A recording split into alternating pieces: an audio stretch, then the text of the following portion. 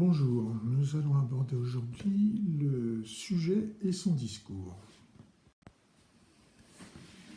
Donc le sujet et le discours.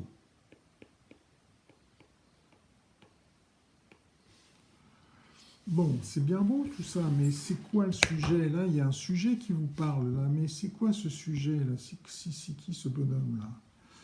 Sinon un discours qu'il vous fait, franchement, il n'y a aucune différence. C'est pour ça que Lacan dit que l'homme, c'est la parole. L'homme est un homme de parole. L'homme est homme en tant qu'il parle. C'est pas le seul philosophe, c'est pas le seul à le dire. Bien des philosophes l'ont dit avant lui, et je ne vous en ferai pas la liste. Dans cette petite vidéo, je vais développer les outils que j'utilise abondamment dans mon blog L'Homme Quantique, qui lui-même fait suite à un livre éponyme, L'Homme Quantique, paru en 2014. Nous allons partir du triptyque lacanien, réel, imaginaire et symbolique.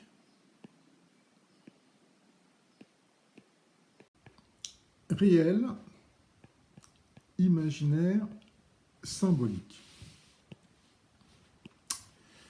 Avec cette remarque fort pertinente que l'homme est un animal de parole, c'est-à-dire que dans l'imaginaire, nous allons considérer que une partie de l'imaginaire a trait à la parole, vous surveillerons en détail.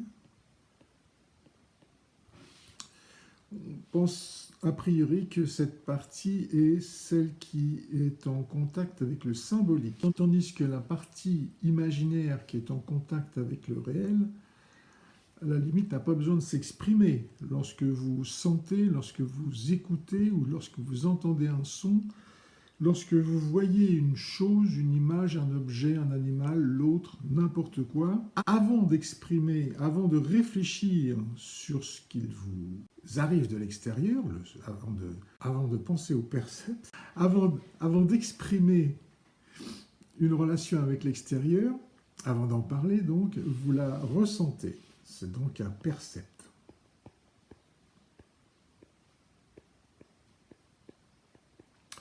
Mais pour exprimer ce que vous voyez de l'extérieur, il faut quand même que vous ayez des concepts.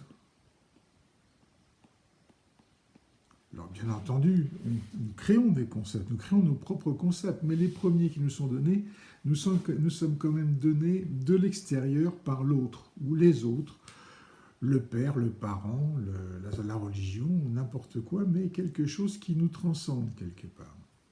Maintenant, pour être un peu plus précis, qui concerne notre représentation de l'imaginaire, nous allons suivre ce que Freud en disait, c'est-à-dire que l'imaginaire se construit par feuilles superposées, un peu comme un millefeuille, comme ça.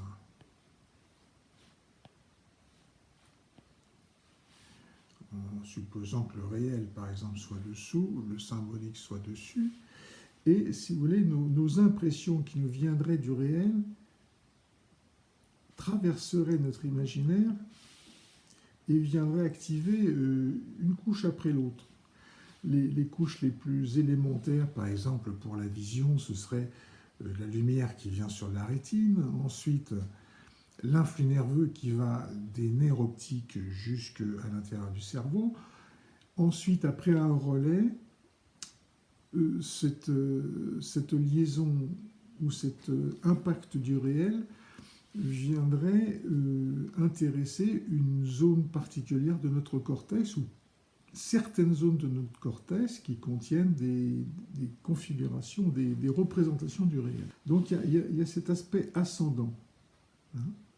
Ceci dit, ma petite représentation de l'imaginaire coincée entre le symbolique et le réel, tel que je l'ai représenté là, ne peut pas me satisfaire parce que, en fait, mes plans imaginaires, je les représente bien comme, si vous voulez, des surfaces, auquel j'adjoindrai une troisième direction qui leur serait perpendiculaire. Autrement dit, je me réfère implicitement à un espace. Mais cet espace lui-même, vous voyez bien que, en fait, c'est bien à un niveau de mon imaginaire que je l'ai conceptualisé. Et par ailleurs, moi qui vous parle là, en ce moment, il faut bien que je m'imagine vous parlant quelque part par là. Donc, je ne sais pas trop où je suis là-dedans. C'est pas simple tout ça. Donc il faut reprendre tout à zéro avec des concepts plus simples que ceux qui sont employés jusqu'à présent pour en parler. Eh bien, après ce brillant constat, nous allons repartir de quelque chose de plus élémentaire qui ne fait pas appel à notre imaginaire géométrique, mais qui part de la différence que De Saussure distingue entre les concepts diachroniques et synchroniques. C'est une différence qu'il introduit dans son cours de linguistique de 1906. Comment illustrer un concept synchronique ou une parole synchronique? C'est une parole qui se déroule avec le temps, selon l'étymologie du mot. Par exemple, si je dis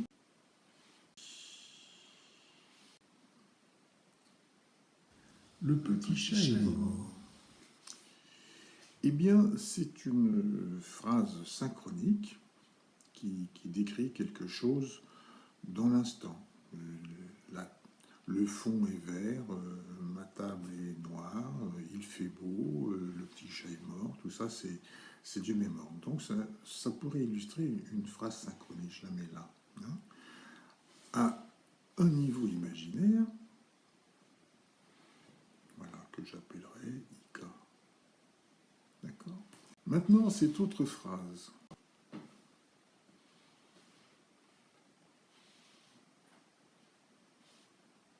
Dans la phrase qui vient d'être prononcée, le petit chat est mort, il y a un sujet, un verbe et un complément. Bien, cette phrase aussi est synchronique, c'est-à-dire qu'elle parle dans l'instant de quelque chose. Non, je l'inscris donc dans un niveau imaginaire. Seulement, le référé de ce discours est notre discours précédent. Autrement dit, dans mon imaginaire, je l'inscris à un niveau supérieur. Maintenant, la seconde phrase, qui avait pour objet la première, est une réflexion sur celle-ci. Et dans cette réflexion, il y a une interruption de la temporalité propre à la première phrase. Et c'est cette rupture dans les rythmes entre deux niveaux synchroniques qui font proprement la distance diachronique qui va de l'un à l'autre. Alors, en cela, je ne suis pas strictement dans le sens que De Saussure donne au terme diachronique. Pour lui, diachronique, c'est un discours sur l'évolution du langage. D'accord? Donc, nous sommes ici dans le saut élémentaire qui constituerait une évolution du langage. Je m'explique. Lorsque, par exemple, je parle en mathématiques de théorèmes et d'axiomes, je vais dire que les axiomes sont un niveau imaginaire supérieur, par exemple axiome ici, supérieur au niveau imaginaire auquel je développe des théorèmes. Vous voyez bien que lorsque l'on discute des axiomes, on le fait à un rythme qui est différent de celui auquel les élèves sont conviés à utiliser des théorèmes dans leur démonstration. Pour bien illustrer le rapprochement que je fais entre diachronie et temps, Je vous ai fait une petite vidéo avec un petit bloc-notes.